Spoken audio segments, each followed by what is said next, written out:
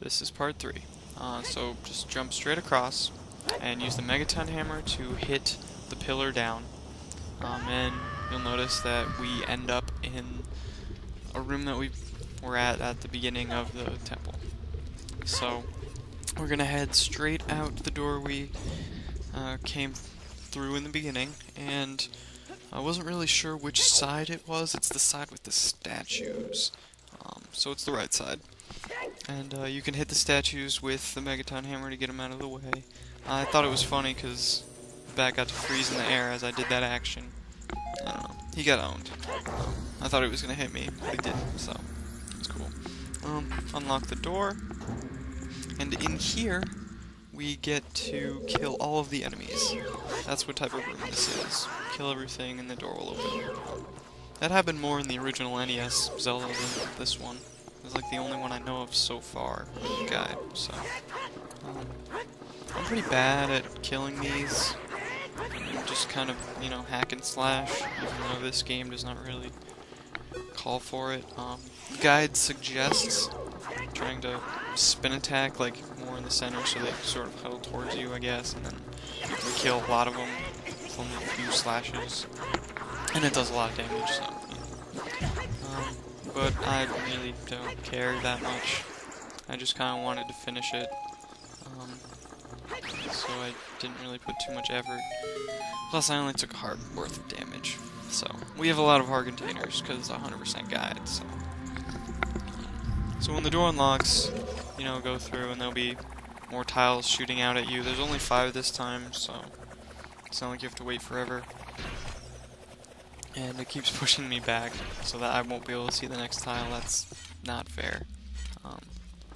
That thing, can't remember what it's called. I just, keep my distance. And this time it actually worked with 2 arrows.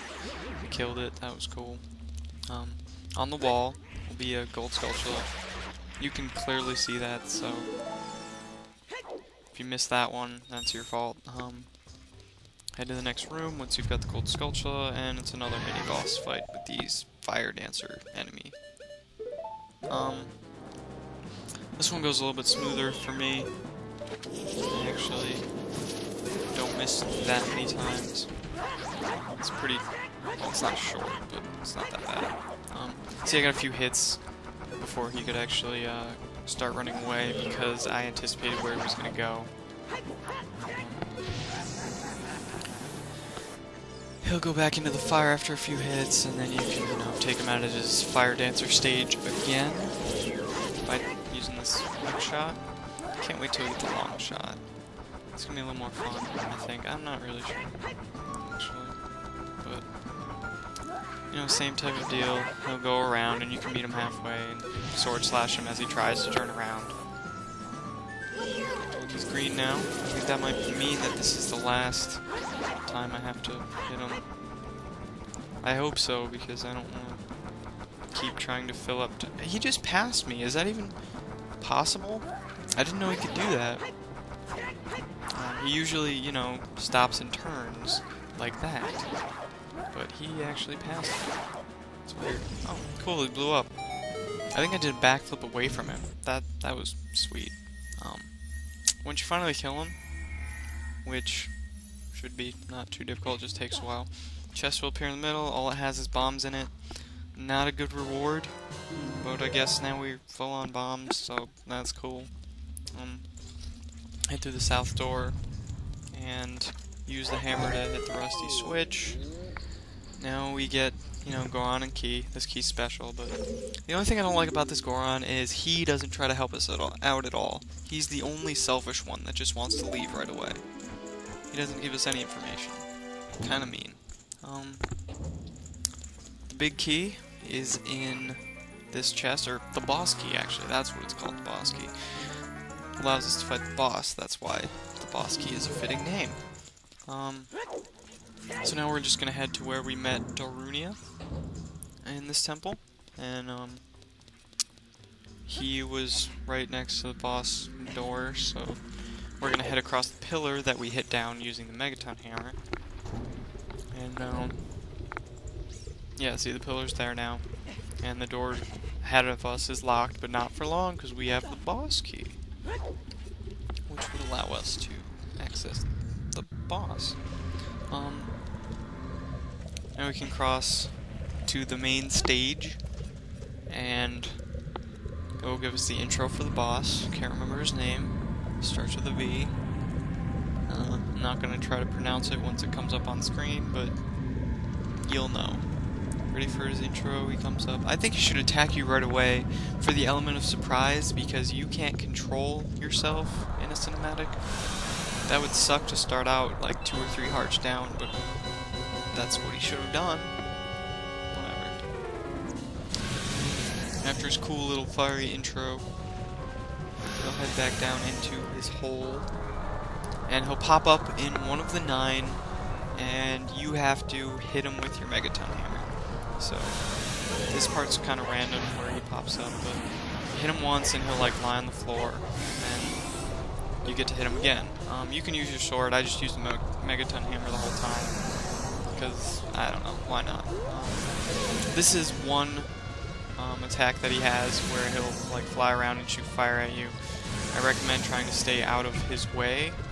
I accidentally get hit and it took away 3 hearts. That's a lot of damage. So I recommend trying not to get hit by that, but it's okay, not a big deal. So he'll do like an attack, and then he'll come up and let you hit him again, like so. And he'll fall on the ground, and you can hit him again. He'll be angry, and now he'll do another attack. This one is an attack where rocks will fall onto the stage, I guess. You just have to avoid them. I mean, you can see where they're going to drop due to the shadows. Not too difficult to avoid. And eventually he'll come back down, and then that was an attack, so next he's going to let you hit him. Which should not be part of his plan. I actually got hit when he came out, but I didn't think he would come next to me, but whatever. And hit him twice again. Goes back down. And now he's going to do his fire breathing attack again.